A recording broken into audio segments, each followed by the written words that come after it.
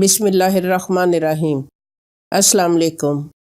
Ginger orange T आजकल के मौसम में ये बहुत फ़ायदेमंद है। ये कुदरती विटामिन सी है।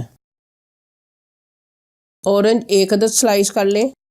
अदरक स्लाइस 2 टेबल स्पून, लीमू स्लाइस 4 अदद, शहद 4 टेबल स्पून। तरकीब: एक बोल में ऑरेंज स्लाइस डालें, फिर अदरक स्लाइस, फिर लीमू स्लाइस। अब शहद डालकर इसको मिक्स करें।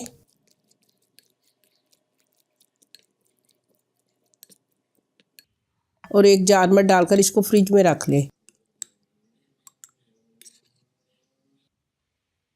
ये 1 हफ्ता तक रह सकता है। जब पीना हो 1 कप पानी उबाल लें और जार में से 1 टेबल स्पून निकालकर कप में डाल लें और खौलता हुआ पानी डालकर मज़े से पिएं।